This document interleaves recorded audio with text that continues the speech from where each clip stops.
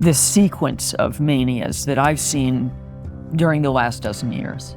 The first and most dramatic in some ways was the sudden obsession with transgenderism. The Black Lives Matter thing, and then COVID was a mania, and Me Too was a mania. What the big red flag on climate change is you couldn't differ. You throw them all together, they were demonstrations of our collective capacity to lose our minds.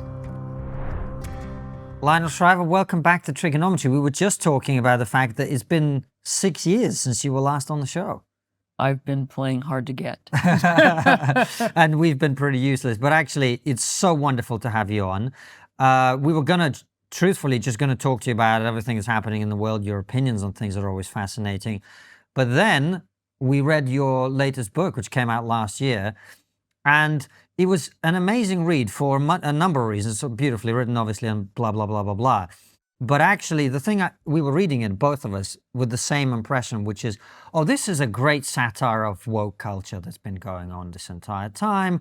It's a world in which, I hope I'm not giving too much away, but you know, social justice reaches the point where you can't differentiate between people based on intelligence. Mm-hmm. And so to criticize people for being incompetent in their job becomes a thing that's not done. And people get fired for using the D word being dumb, or the S word being stupid, and so on. And then you get to the logical conclusion of it, in which the protagonist who speaks up against this is punished, blah, blah, blah, blah, blah. But then you get through to the other side, in which the whole thing flips, mm-hmm. and things start moving in the exact opposite direction.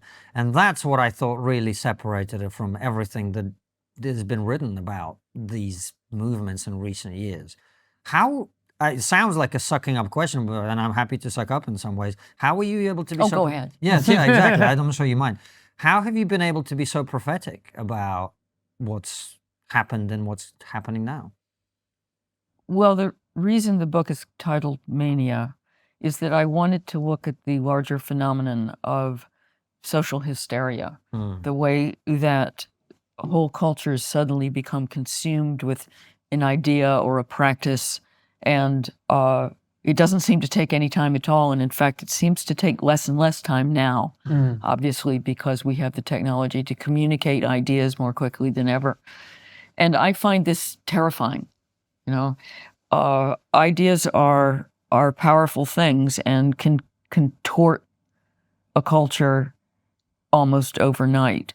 I'm hesitant to resort to World War II as the tritest possible example, but it's obvious. And what inspired me to write the book was this sequence of manias that I've seen during the last dozen years. The first and most dramatic in some ways was the sudden obsession with transgenderism. Mm-hmm. Mm-hmm. And it seemed to just come out of nowhere. Once you do a little reading up, it didn't actually come out of nowhere. There is a background, and I think that's the case with a lot of these things, that it takes a little while and it's on a very low level in a few people, and then suddenly just...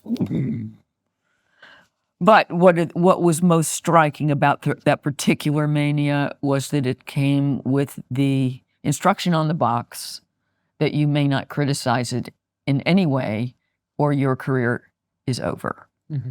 And indeed, that was the case. And that was a self-fulfilling warning. And there was a good 3 years after this suddenly occupied a large proportion of our television schedule, all these little boys in dresses, that I kept my mouth shut. I talked to my husband behind closed doors about how weird this is, and where is this coming from, and why is this the new test of your liberality. But I did not write anything about it. And that's not like me, because I found it disturbing. But I wasn't going to take my career in my hands. So you were afraid of getting canceled. I was. And that sobers me. Wow. Because, sobers me too. You know, I have a reputation for being outspoken, even idiotically so. and yet I was so aware of it being a dangerous subject that I just steered clear of it. And finally in 2016, which I have, in my meager defense, that was early. Agreed. Yeah. I did an essay for Prospect magazine that was submitting my sense of myself, especially just alone in the room, is not especially female, that is fundamentally androgynous. And I think that a lot of people feel this way, whether that they express that to themselves or not. And a lot of women especially came to me afterwards and said that's exactly the way they feel. I think the experience of sex is usually a social one, but not in private. You're not. It's about the experience of being, and whether the fundamental experience of being has a sex, and I don't think so. And I also observed that the concepts of male and female are in the whole gender ideology. It's based on crude stereotypes, and even at that time, that was a very dangerous essay to write, and I'm impressed I got away with it. But that was the beginning of this long string of manias. The Black Lives Matter thing, boy, that blew up all overnight. It became an international sensation. Within about 2 days of George Floyd being killed, and you even had, people trooping around in South Korea, and they don't have any black people. It was just like, and then COVID was a mania. With COVID spawned little sub-manias about the vaccine and the mask mandate. And, we never used to lock people in their homes, basically, whenever we had a contagious disease around. And then suddenly that's the new thing, and that's what the entire world does. And Me Too was a mania. Started out reasonably sensible. There were some men who were getting away with murder. Rapidly turned into an indiscriminate and vicious movement where people use to wreak revenge or make themselves more important, have their 15 minutes in the sun. Every woman needed to have some kind of story of terrible sexual abuse to be a part of the conversation. That one depressed me too. They all depressed me, but they were most of all, as a whole, you throw them all together, they were demonstrations of our collective capacity to lose our minds. And that's what I wanted to write about. And it does not have a political character. It's not a problem of the left or right. It is a problem of the species. Well, why do you say that? Because all the ones you listed would, I think, be considered left-wing manias by most people. Yes, though. So what's your evidence for actually, there's nothing about the COVID thing that is necessarily left-wing. Yeah. It became that. It became that. It became that. Because we were already used to separating along those lines. That it was always going to end up being owned by the left or right because everything is. It still is. And is there a mania now that's happening? Climate change. I actually think climate change is on the ebb. But, the giveaway with climate change, I mean, I'm not going to get into the ins and outs of the science, but it's anything but settled. What the big red flag on climate change is you couldn't differ, right? You couldn't say a discouraging word. That will get you canceled. And if a political perspective does not admit any kind of criticism or debate, then it is not any longer a political perspective. It is a social hysteria. it is a mania. It's such a great point, because in your book, your character talks about not understanding how the Holocaust happened, not understanding how the killing fields of the Khmer Rouge happened and all of these great atrocities.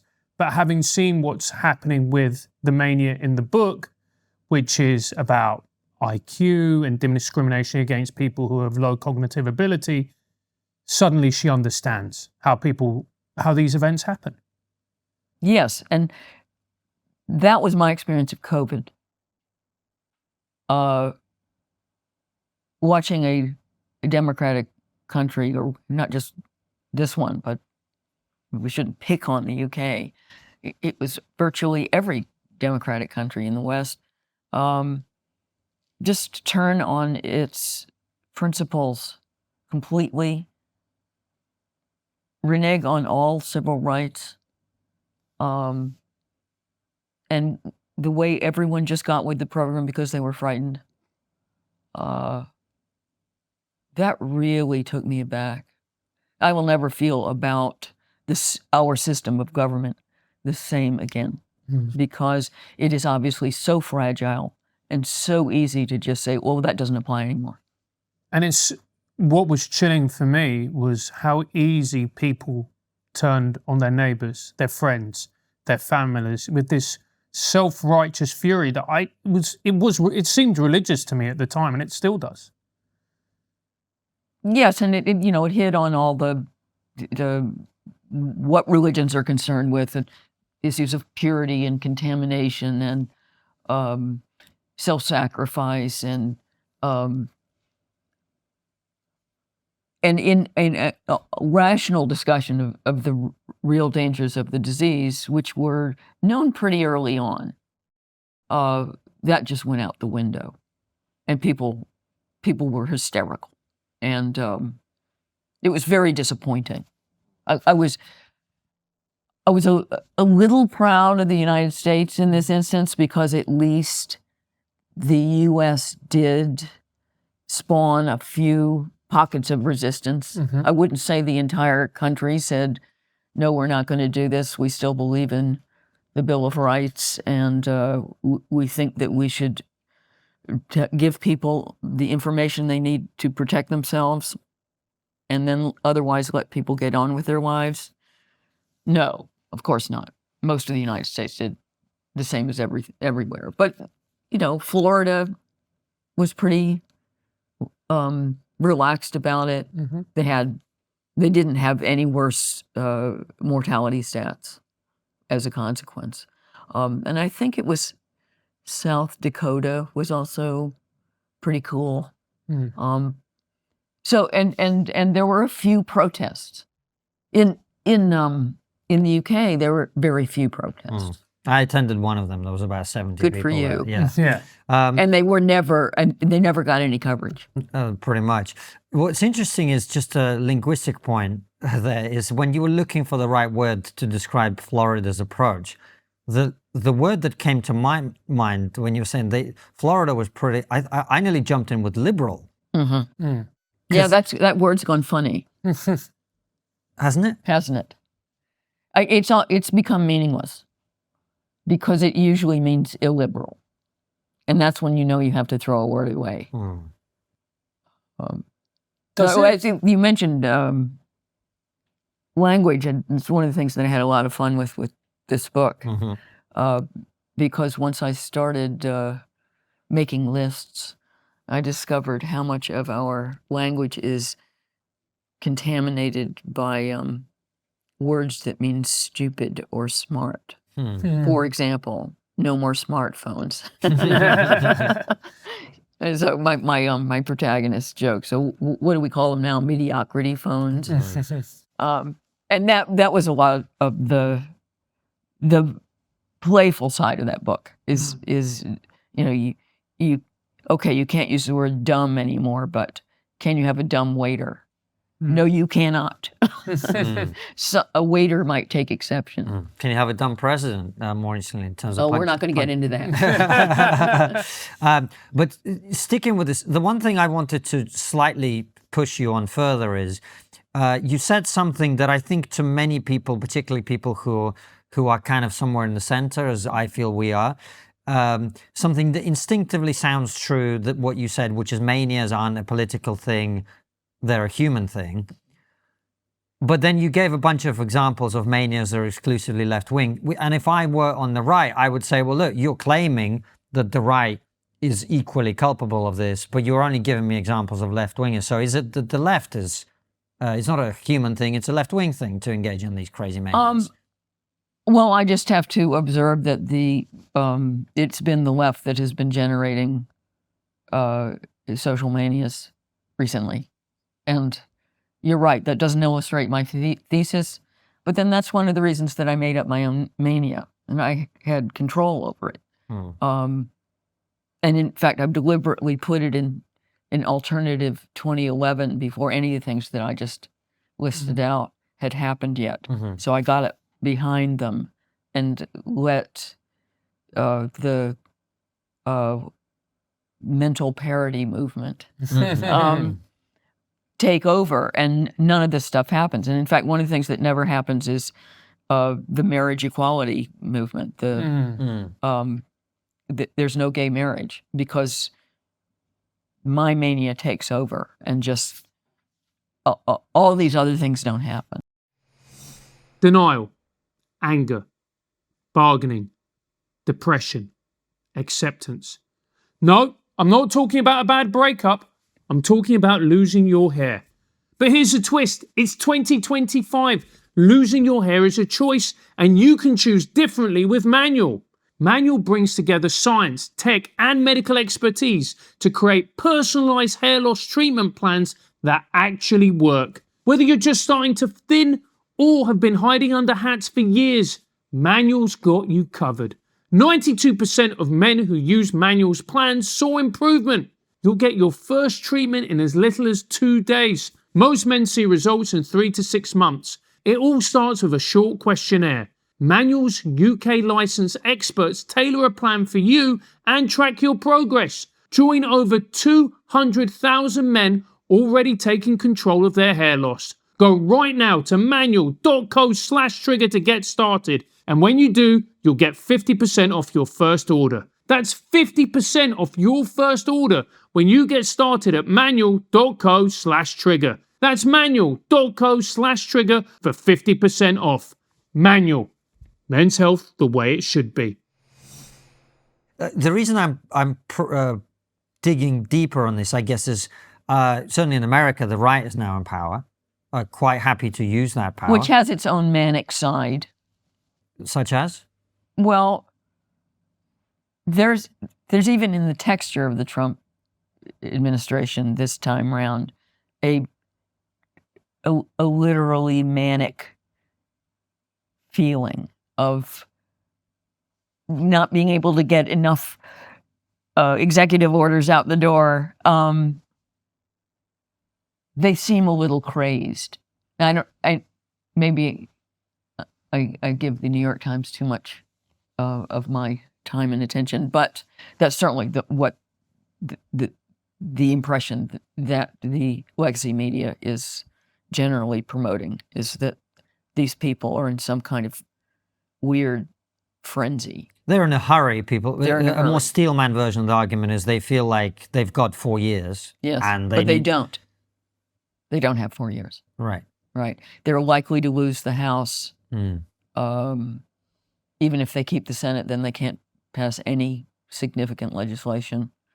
And that even the majority in the House is slender. Yeah, there's a reason they're in a hurry. They're not going to be in real power for very long. One of the characters that I found really interesting in the book was the character of Emery, who is more intelligent than the protagonist, more talented, more beautiful, more charismatic, a better communicator, and at the same time, utterly cynical. And that to me reflects a lot of the people who end up quite influential in these types of manias, in that you look at them and you think, do you actually believe what you're saying, or is this just careerism for you? Yeah. And those people are common as dirt. In fact, the the people who go for the mental parity movement in the book are the people you'd think would be the last sort to sign on, because it's the intellectual class and they have the most to lose. But they immediately know which side of their bread is going to be buttered, so they better get on board. And so they're some of the earliest adopters. And I think that's also commonplace.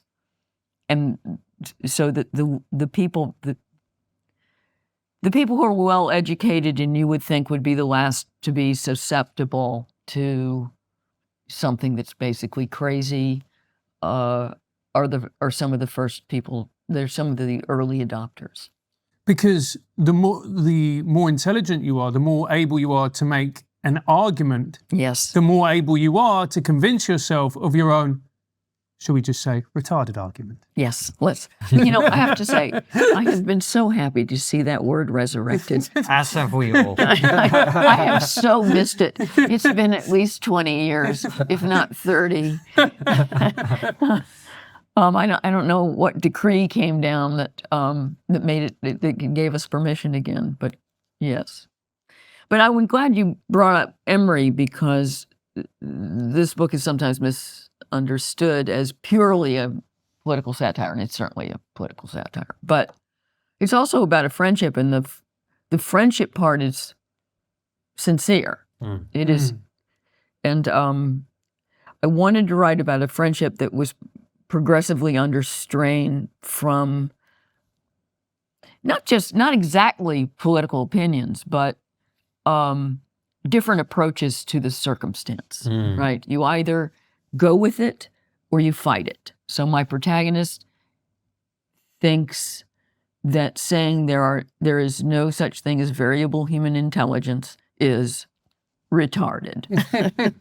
And Emery is an opportunist, and she's always had ambitions to be a media commentator. She stuck in a kind of listened to stupid little afternoon radio show, and she wants to be on TV, like everyone. And so this is her opening, if she really goes with this. And eventually the relationship blows up. That attracted me partly because I hadn't written that much about friendship, and I think it's an interesting relationship to explore in fiction. I think underexplored. But also because I've lost friends during this period. Not scads of them, but enough to be really concerned that this is happening to a lot of people. That, and I have to say here, it is usually during these manias, it has been the friend who's further to the left, who usually flounces out in a huff. I mean, most of my friends are to the left of me. You know, the nature of London and New York, and that's kind of inevitable. And they put up with me. Most of them put up with me. But it's very painful to have a friendship that you've nurtured for years, and suddenly you have cooties. It's like, get away from me. And there's, in one instance in particular, I suspected that it wasn't just that this person was disturbed by my political positions, but that she didn't want to be associated with me. It was bad for her career, bad for her reputation. And I think that goes on also. And what the book describes so beautifully is how these particular manias, when they start out, you can keep them at bay. They're only in the professional world. That's, you just have to go in, you have to present a facet of yourself, a professional side, shall we say. And, that's what happens in every job. What's wrong with that? but slowly but surely it starts to encroach into the personal space. Yes. And then you have no choice but to pick a side. And that's what's so insidious about these manias, is they don't just affect the professional, they affect everything about our existence. Yeah. I mean, if you think about how difficult it has become to talk about anything to do with race, and that includes your closest friends, that it's, especially during the pitch of the Black Lives Matter thing, you really had to watch the mouth, because almost anything could be misinterpreted, and willfully and maliciously so. But you gradually couldn't trust even people close to you to get a joke, to realize that you were just tossing something off. You couldn't relax talking.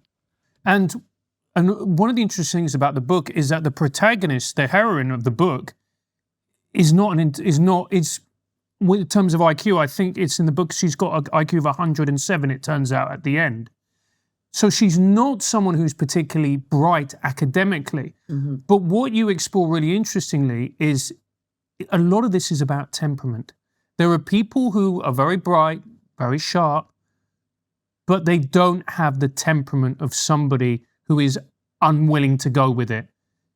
There are people who just temperamentally can't stand bullshit. And then eventually they take so much and then they go, I can't. Yeah. And I saw myself a lot actually in the protagonist. So you take and you take and you take, you go, I can't do this anymore. A man can't be a woman. Can we stop? Not every white person is a white supremacist. Can we stop with the nonsense? But there are some people who are able to deal with it or accept it far better, shall we just say. And are they wrong? This is the question I want to ask you, because if you look at the last 10 years, there's mania after mania after mania, as you've described. And if you took the position that trans women couldn't actually be women, you'd be fired from your job like Maya Forstater. That's right. Until the Supreme Court of the United Kingdom had to rule that actually biology is real, right? But if you were someone else working at the desk next to Maya at the job that she used to have, and you didn't engage in any of these manias, and you didn't say anything, and you just kept your mouth shut, and you got on with your job, and you paid the mortgage, and you raised the kids, fast forward to X number of years later, problem solved. What's wrong with that? There's something to be said for the agnostic route. It's not a dramatic route, so it's underexplored in the book. But there is one character who represents that, and that's the partner. The partner. Wait. He's a tree surgeon. Right. So I mean, I couldn't think of anything more apolitical, because it doesn't even involve language. He spends all day not talking to anybody. But even there, well, he gets hurt. He gets hurt. Right. But there are a lot of people because who will say... Because he's forced to employ somebody who's incompetent. Yeah. Oh, he gets hurt physically, and then he gets hurt because he's married to someone who isn't willing to be like him. He gets hurt on several levels. Yes. But what I'm saying is, is it really the case that everyone has to take a position when, if you look objectively, these manias blow over after a couple of years because a few people say something about it, a few people fight for it? Aren't you better just keeping your head down, Lionel? There's something to be said for it. I agree. And I'd also say the people who stick their necks out on this stuff and put up resistance. I mean, I wrote my first anti-lockdown column the third week of March in 2020. I don't think I've benefited from that. And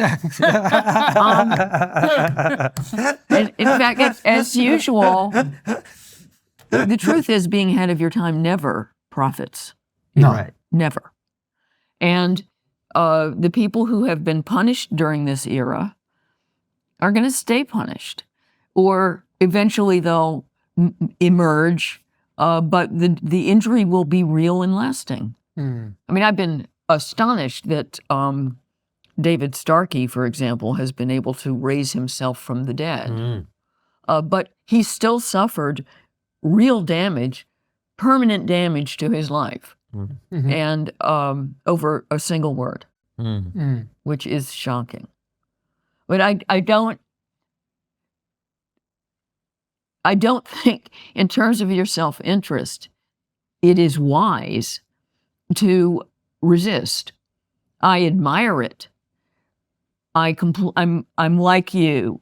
I think you can tell. I don't. I don't Yes. have a lot of patience with irrationality. There's something missing in me in terms of getting easily infected by other people's obsessions. It's just like, it just doesn't happen. Something just doesn't happen. It's like carrying a kind of medical immunity. But it is not in your interest to indulge that immunity socially and professionally. You will only suffer. I think that the conformist gene is actually in your interest. And Other than- even on an evolutionary level. Yes, other than it's the free rider problem, which is you can only do that as long as someone says something sufficiently so that the thing you actually don't want to happen stops happening. If no one wrote an anti-lockdown column ever, we might still be in lockdown, right? And so this is, I guess, the opposite side of the argument I made earlier, which is someone does have to say something.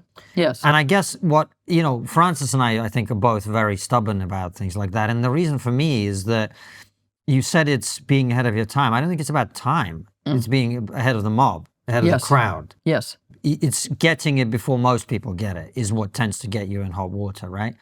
And I guess the question is, how does one process those decisions? Or do you think it's ultimately, it's like you're wired this way, so you're going to say the thing that you're going to say? I think Francis is right. It's a matter of temperament, Right. and it's not entirely in our control. And there are people who are, to give them the benefit of the doubt, are naturally self-protective enough to keep their heads down, and or to mouth whatever it is you're supposed to be mouthing now, and they just and they get through. That is their nature. That's not our nature. I don't think it's your nature either. I think that's fair to say, Lionel. I think it's fair to say. I have a lot of scars to show up for Yes. Yeah, yeah. And I know what kind of people I like to hang out with. Yeah. And the best part of this period, we all hate the word woke, and we all end up having to use it. So, the best thing about the woke thing has been that a variety of individuals have distinguished themselves and have put their reputations at risk, and have been willing to stake out lonely positions, just for the sake of staking out a position that they believe in, not necessarily to benefit from it. And little by little, I mean, this is where a lot of podcasting has come from. It has been people providing a forum for dissenters. The people who are mouthing the latest whatever, they don't need a forum. The whole world is their forum. So podcasts have been a way for people like me or Helen Joyce, for example, with the transgender thing. And I was just telling you, I really enjoyed your Maya Forstater interview. She was great.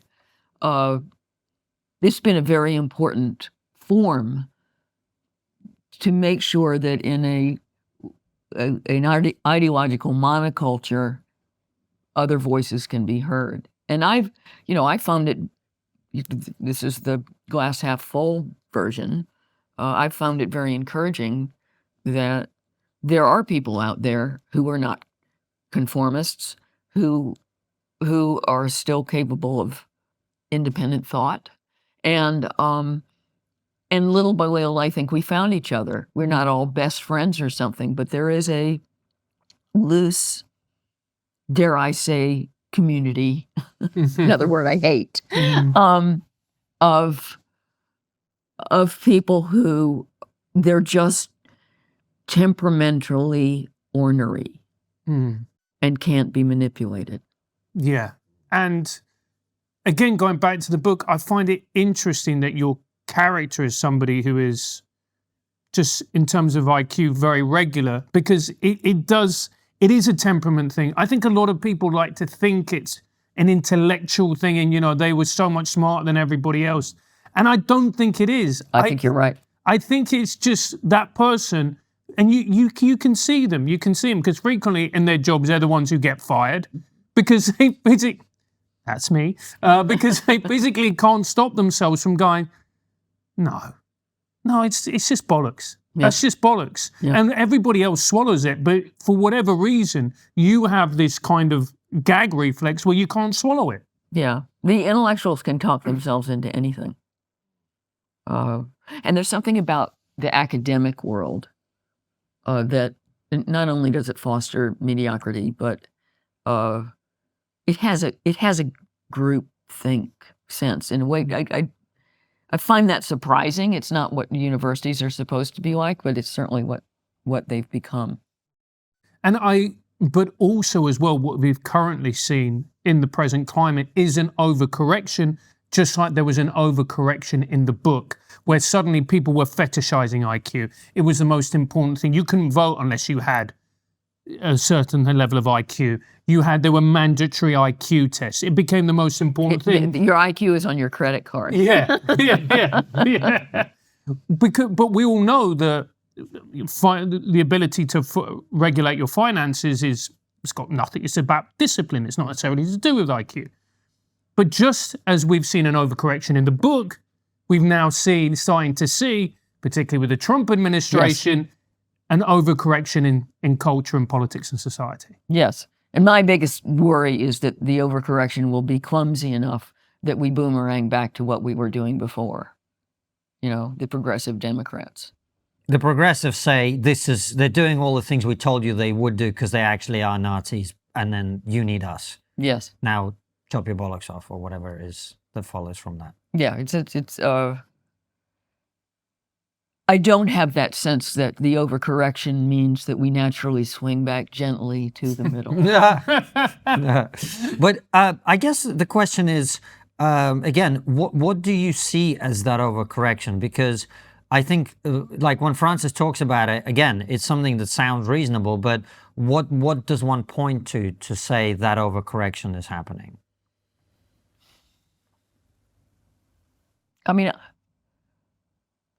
I don't know. I mean, I've got an event tonight with the Spectator about Trump. I have no idea what I'm going to say. But it's a problem for people like me because I wish him well. I don't like him personally. I've never been a big Trump supporter, but I would like that correction to take place. I don't want the overcorrection, and I hate seeing the way he gives the opposition fodder for, you know, yes, he's an authoritarian. You know, he's talking about a third term, which is unconstitutional. I think he does this to a degree tauntingly. You know, some of it's on purpose. Some of it's temperament. Some of it's just his nature. He's a Scorpion. But if he just had some discipline, some self-control, he could bring about some very useful change. But in being too aggressive and not obeying some of the rules, he may just self-destruct. And then we're stuck with these Democrats again. Look at your face as you say that. I guess the question I'm also curious to get your thoughts on is, there has been a big debate about, you know, for years now, part of the way the manias of the left have been enforced is to say, well, all the scientists agree that blah, blah, blah, blah, blah. All the scientists agree that the vaccine is this. All the scientists agree that climate change is that. All the experts agree that this, and that. All the people agree, all the professionals agree that this is Russian disinformation, which was completely fraudulent. Those of us who saw through it clearly thought that this was wrong for them to do that. And in the process, what they would do is undermine institutions and organizations and the credibility of things that actually was very important to run a cohesive society. And now we are through the looking glass on that. And now increasingly the sense that expertise exists at all is entirely in question for some people.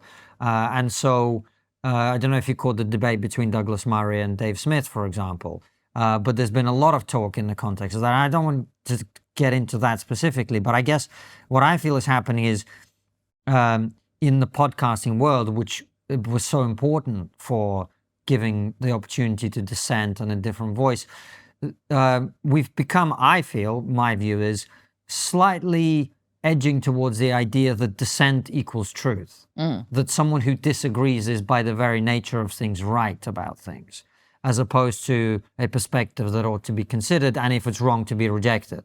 Do you see any of what I'm talking about? Or? Sure, I do. I haven't seen the Joe Rogan podcast yet, but I'm familiar with the parameters, and the criticism of Douglas Murray in that case hinged on credentialism, which is similar to the issue of expertise, and if there's such a thing. Based, by the way, on that criticism, you don't need to see the podcast to comment on it, so please go ahead. Not knowing what I'm talking about never stopped me. We certainly don't want to get into a world where we don't believe any experts. All the scientists agree. Everyone agrees. The experts agree. That number has been and probably still is being enforced because we all agree that the Trump administration is imploding, for example. Everyone agrees. Do they? Or were you being satirical? I'm super confused at this point. I don't know. No, it's another everyone agrees thing that the left is trying to put over. You've been reading a lot of the mainstream media. Okay, I get it. Yeah. I see a lot of people who don't agree. That's the New York Times version of events. Yes, okay. And but if we go to climate change, for example, the 99% of, I don't remember what number they use. It's usually around there. Of the scientists agree that it's all caused by human activity, et cetera, the whole paradigm. They can get away with this because they are actively censoring anyone who disagrees, and therefore all the dissenting voices are silenced. And then it seems as the legacy media all says the same thing. And therefore, you do give this impression that all the experts agree. It's not true. And there are plenty of scientists out there who have either a completely different version of what's going on or a more moderate one, a more complicated one, a more nuanced one, a less hysterical one. But they do not get grants in universities. They do not sponsors successful NGOs, and they do not get into newspaper op-eds. They do not get in scientific journals.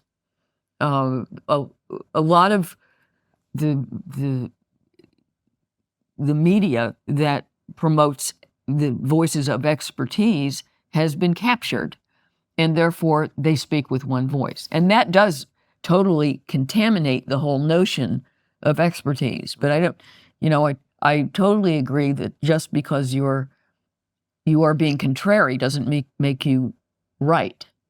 And what we want is a fluid and open system that sponsors voices on multiple sides of an important issue. And since we're talking about the left-wing medias, they are displaying a real insecurity about their positions because not permitting debate, saying, oh, you're a climate denier, you know, and that suggests you're insecure about your position, because if you are secure, then it should speak for itself, and you're not afraid of your observations being refuted because you have confidence in them.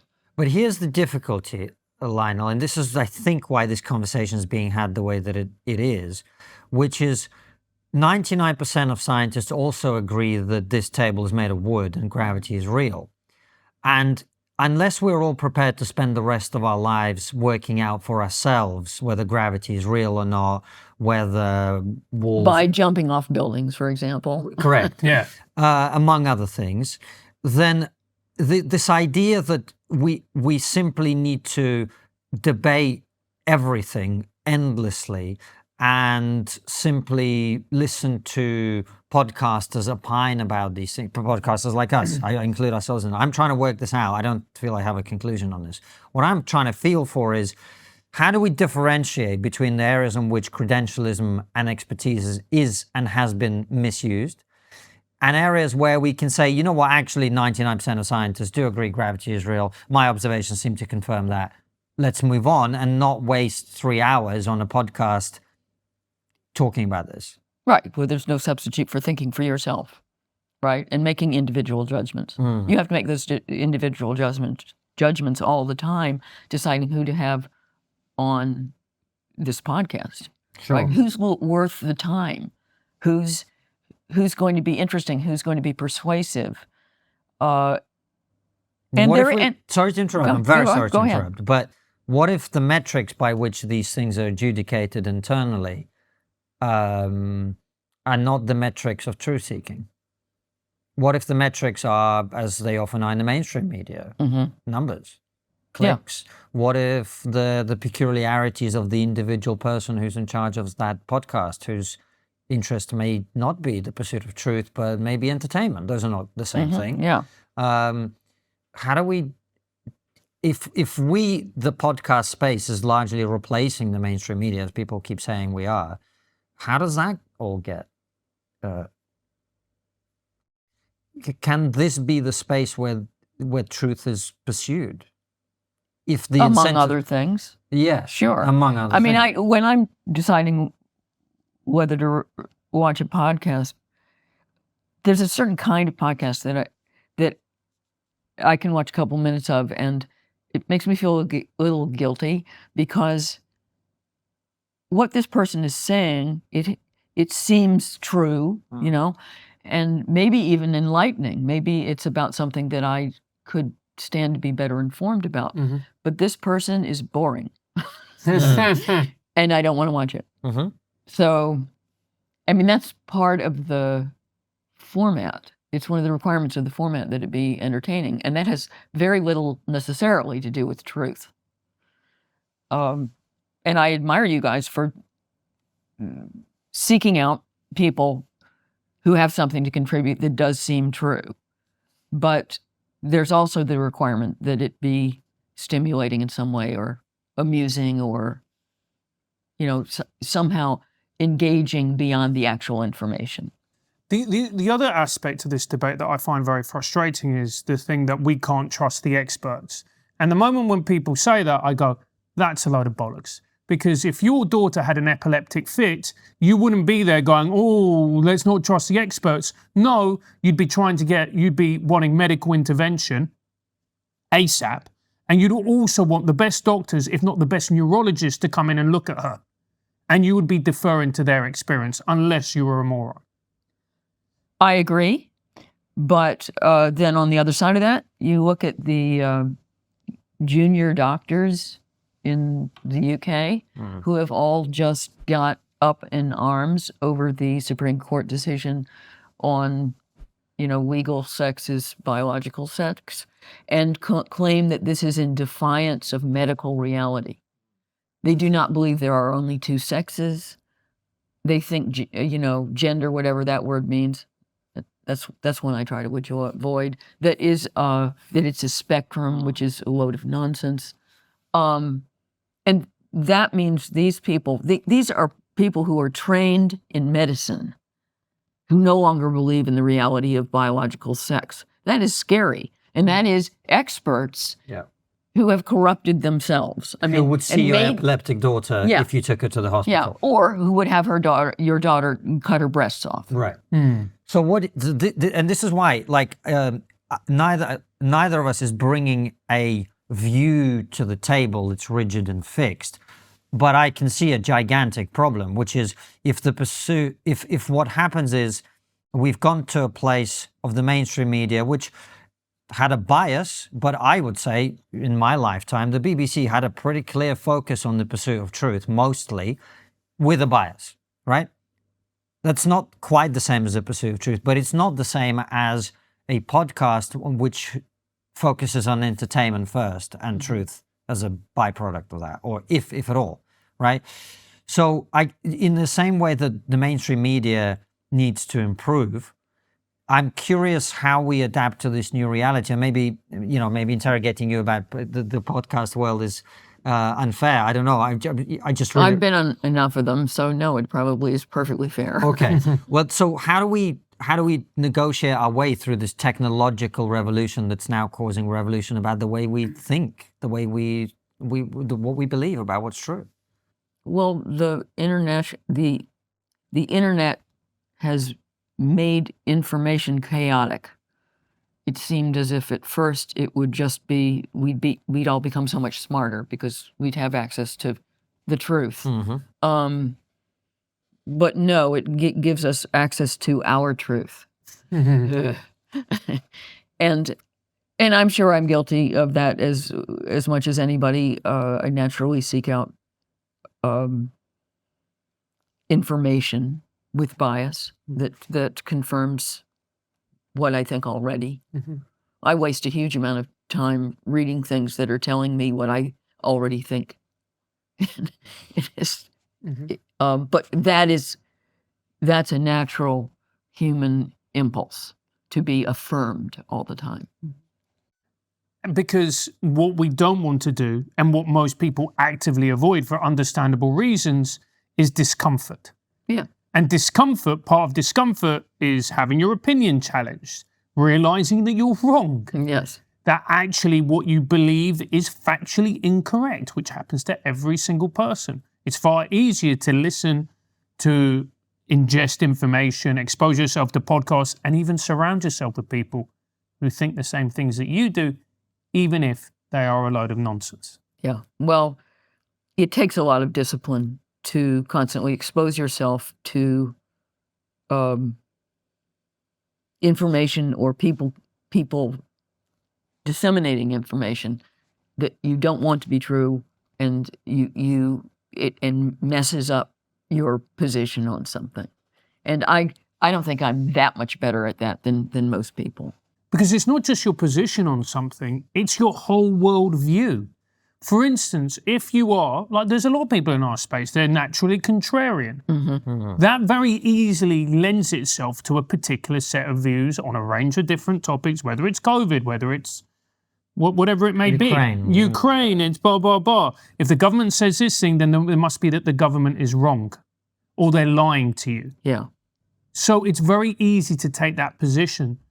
But actually, once you start challenging yourself and you start exposing yourself to certain other voices that may be correct, all of a sudden, maybe it's not one grand conspiracy. Yeah. And one of the painful aspects of this era has been the way that we separate out into left and right, and therefore we have these set menus of opinions. And there's no substitute for taking them one at a time and deciding what you really think. I mean, for example, with Ukraine, just because the right of center position has gradually developed into it's their problem, why don't we defend our own borders? I don't have to think that. I think I can look at Ukraine and think that's just horrible. I can't stand watching Putin get away with it. right? I don't know how to solve it, but I'm not going to naturally just adopt this new viewpoint because that's what people like me think. And I sometimes have to really push myself on things like, or people, not just things. People, do I have to align myself with this person? Trump. I mean, I like some of what he's doing, but I do not feel pushed to be his advocate just because my side has adopted him. I don't want to have a side. And I think thinking in terms of sides is part of the whole problem we're dealing with. In fact, it relates to expertise. It's everything. It's the whole concept of groupsterism, and party politics is part of it. And it disables your brain.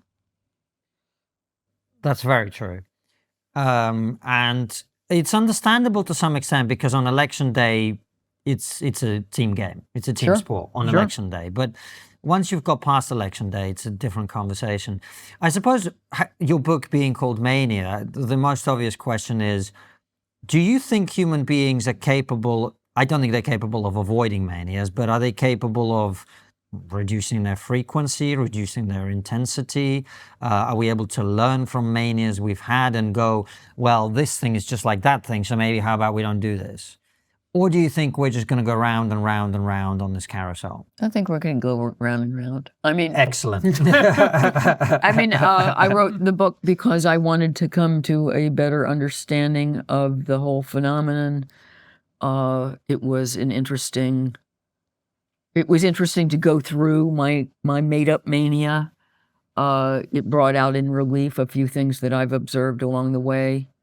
But I think it is an aspect of this species. We're highly social. Even those of us who like to think of ourselves as loners still operate in a swarm. And that's just what swarms do. What about at an individual level? Is there, for example, a set of kind of like personal principles that, you know, I don't stop speaking to people because they think something or whatever? Is there in some way in which we can all be slightly cognizant of the fact that we're constantly living through periods of this madness? And so when the latest madness comes along, it might not be a good idea to do the thing that we did last time that caused us to X, Y, Z.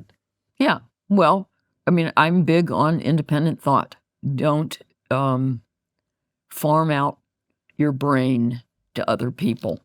And it's useful to be aware of the whole concept of social hysteria, because in the midst of it, it just seems like the way things are, right?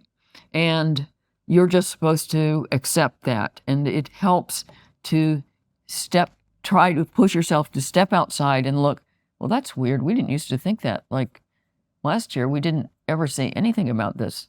And why is everyone saying the same thing?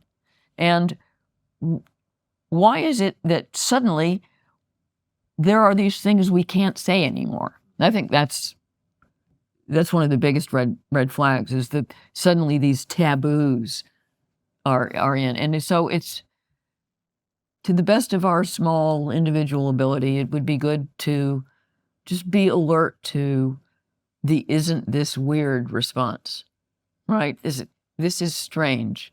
Suddenly we've got this thing that everyone thinks. And do I really think that?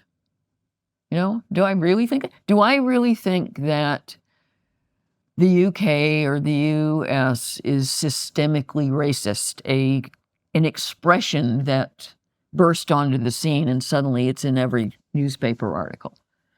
I mean, what does that mean? Aren't things better than they used to be?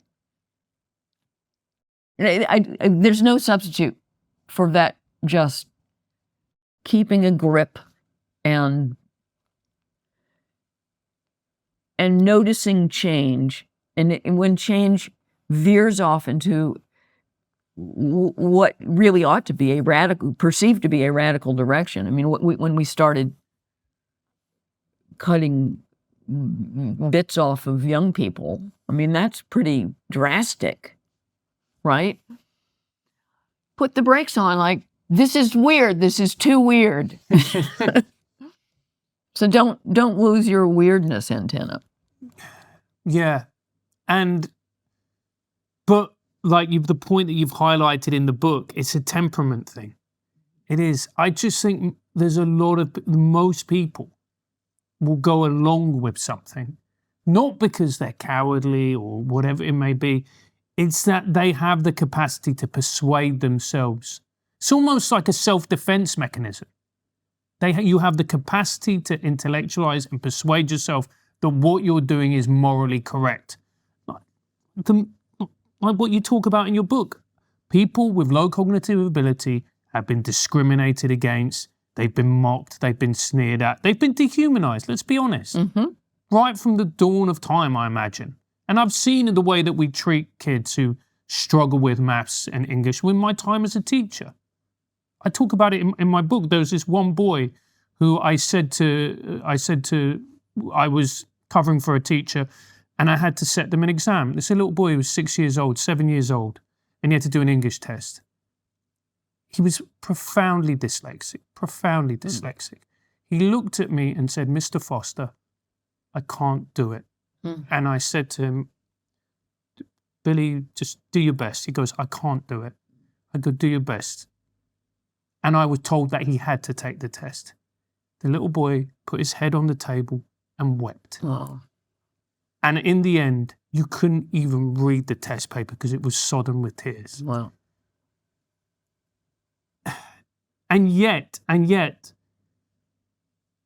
where it ended up being in this book and in our society is just chaos. It's just chaos. So there is always that need to balance the empathy for those types of people, but also realize that your empathy can't be ruinous and it can't destroy what we know to be true. Well, one of the things that makes the Mania work in Mania, the mental parity movement, is that they've got a point.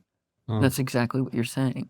That it isn't nice to treat people who are stupid. It's not, intellectual capacity is not any different from other, as we once called them, God-given traits.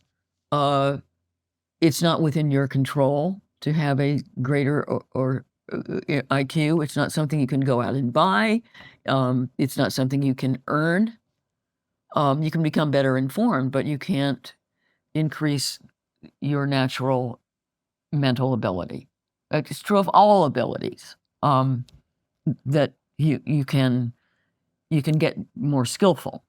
But I'm not ever going to be a great singer, right? There are all these abilities that we have in varying degrees, and it's not fair. It's not fair that they vary so much, and that there are really smart people out there and really pretty thick ones also, and it's not the thick person's fault, and there's no reason to treat that person worse just because he or she was not born as very smart. But the other thing that I was also looking at in this book, and this is a left-wing proclivity, the obsession with equality and wanting everyone to be the same. And that fairness that I was talking about, it's not fair that I have a terrible voice. I mean, that I can't sing. It's not fair. I want to be able to sing. And the left wants to address that kind of unfairness with a devastating leveling, which means that the society is less competent. That when you're going to level something, you have to take it down to the lowest point. And it also doesn't admit of the joys of human variation, and I'm big on that. I don't really have a problem with inequality. I I have an objection to economic insufficiency. So I want people to survive. I want them to at least be provided, the means to be physically okay. But it doesn't bother me that people achieve different degrees of excellence, of success in their fields. I want to live in a world where success is possible, which means there, by definition, failure has also to be possible. And I can live with that. I can live with the pain that induces on people who experience failure. I've had plenty of experience of failure in my own life anyway. So yeah, it comes at a cost because I was ambitious. And when you're ambitious, you risk what can turn into real agony, the agony of failure. But I like that world better than one in which we all make the same amount of money, we're all equally sub-mediocre. You can't really have a great life, but at least you can't have a really crap life. Fundamentally, this is has to do with taking on the socialist vision. I find that vision anti-human, and it is not a world I want to live in. Lionel, what's the one thing we're not talking about that we should be? Before Lionel answers the final question at the end of the interview, make sure to head over to our Substack. The link is in the description where you'll be able to see this. Have you watched Adolescence, and what did you think of it if you have? Do you share my sense that anti-Trump liberals are in denial that their political culture and social behaviour set the table for this populist backlash? Will America regret voting Donald Trump back into office, and why? Lionel, what's the one thing we're not talking about that we should be? Okay, but I've advanced this idea before. I think it's important that we start questioning things that have been in existence a long time, and we take them for granted. And I would say, in particular, and this is by way of paving the way for my next novel out in January, that I think that we should either reform or completely scrap the asylum system. I think both the UK and the US, but right now especially the UK, is being taken advantage of. And it's a system that has outlived its usefulness. It was designed after World War II, as we know, and to try to prevent what happened then, especially before the war. People did not open their borders for Jews fleeing persecution, but it's now being used for almost entirely economic purposes, and it's so widely abused that the few people for whom it should be useful, it sometimes isn't useful for, because they get lost in all these cases that the system wasn't designed for. So Wait, that's tell me more. what I think. I think the vast majority of people will actually probably not have any idea what you're talking about. So what is happening, in your opinion, that you're raising the alarm about? We have a mass migration from the global south to Western countries that is too fast and is leading to social division, cultural dilution. I hate seeing in the UK the factionalization with Muslims and the majority culture. I would like to slow that down. And it's not that I am hostile to foreigners. I am a foreigner. Mm-hmm. And we're all foreigners when we go somewhere else. So, but I think that, what's been happening in the United States under Biden was really socially destructive, economically destructive. And the best thing that Trump has done is effectively close the border. So, and I'd like to see this country get a grip on its immigration also. because then maybe Britain can start to assimilate the people who are already here and create a unified country again. Well, I'm glad I followed up because for some reason, inexplicably, I heard you say mental asylum, and I thought you had raised some really important issue about the mental health, psychiatric hospitals, etc. system. So yeah, well, maybe that's my next book. well, there you go. If you do happen to do that, I'd like 10%. Anyway, head on over to Substack where we ask. 8? That's a deal. There's a lot of the deal happening in real time for you. Head on over to Substack where we ask Lionel your questions. Do you think the nuclear family is the healthiest form of social unit, or is the extended family unit that you find in many places around the world a better environment for children to grow up in?